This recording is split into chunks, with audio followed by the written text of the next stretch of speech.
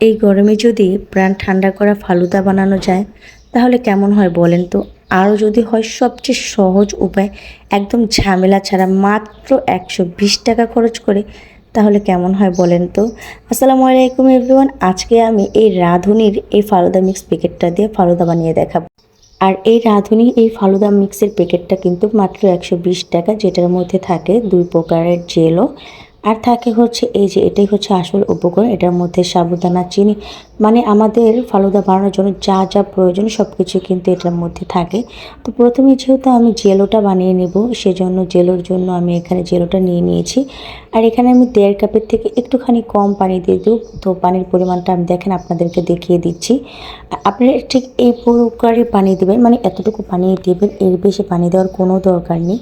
যদি আপনারা এর থেকে বেশি পানি দেন তাহলে কিন্তু আপনাদের জেলোটা অনেক বেশি পাতলা হয়ে যাবে, জমবে না। তো যাই হোক, এরপর হচ্ছে আমি অফ ক্যামেরাতে সবুজ জেলোটাও বানিয়ে নিয়েছি। আর এই দেখেন আমার কিন্তু দুটোটা জেলো একদম বানানো কমপ্লিট। এরপরে হচ্ছে আমি মূল যে রান্নার প্রসেসিংটা, ওই রান্নার প্রসেসিংটায় চলে যাব। আসলে এই 1 প্যাকেট যদি ফালুদা আপনারা রান্না করেন তাহলে কিন্তু আপনারা অনায়াসে পরিবারের সবাই মিলে খেতে পারবেন। আমার পরিবারে প্রায় 7 জন মানুষ আমরা এটা খেয়েছি। আপনারা যদি বিশ্বাস না করেন তাহলে অবশ্যই রান্না করে দেখবেন। আর এটা কিন্তু অনেক বাড়ে, অনেকখানি বাড়ে। তো আমি এখানে 1 লিটারের মতো দুধ নিয়ে নিয়েছি। এরপর হচ্ছে আমি ফালুদা মিক্সটাকে ঢেলে দিলাম। অবশ্যই দুধটা একটু হালকা কুসুম গরম হয়ে যখন এসেছে তখন আমি দুধটা দুধটার মধ্যে ফালুদা মিক্সটা ঢেলে দিয়েছি। এরপর আমি হচ্ছে এখানে গুঁড়া দুধটা ইউজ করেছি। অবশ্যই আপনারা চেষ্টা করবেন গুঁড়া দুধটা ইউজ করতে, সেক্ষেত্রে কিন্তু আপনাদের ফালুদার টেস্টটা অনেক বেশি ভালো আসবে। এবং ফালুদার ঘনত্বটা দেখেন, এই যে এই প্রকারের নিয়মে আমি এখন নামিয়ে নেব। আর এটা কিন্তু জাস্ট সিদ্ধ হলে হবে, এটার মধ্যে একটা লবণ, পানি, চিনি কিচ্ছু দেওয়ার দরকার নেই। শুধুমাত্র আপনারা দুধ দিয়ে এটাকে জাল করে নেবেন। এটার মধ্যে কোনো প্রকার আইসক্রিমও দেওয়ার দরকার নেই। ট্রাস্ট মি, এটা এমনিই খেতে অনেক বেশি ভালো লাগে। আর যেহেতু ভ্যানিলা ফ্লেভার, এটার মধ্যে এক্সট্রা ভ্যানিলা আইসক্রিম দেওয়াই থাকে ফ্লেভারটা। যাই হোক, দেখেন এই প্রকারে আমি এসে কিন্তু এই যে আমার এতটুকু ঘনত্ব হয়েছে।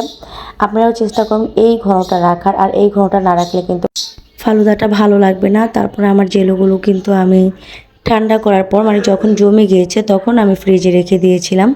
তারপরে ফ্রিজ থেকে নামিয়ে এখন যেহেতু আমি খাবার পরিবেশন করব, এখন আমি জাস্ট জেলোগুলোকে দিয়ে দিয়ে মিক্স করে নেব। অবশ্যই আপনারা যখন খাবেন তখনই জেলোগুলোকে মিক্স করবেন, এর আগে মিক্স করবেন না। যাই হোক, এরপর হচ্ছে আমার ঘরে থাকা যে যে ফল ছিল আমি ওই ফলগুলো ট্রাই করেছি।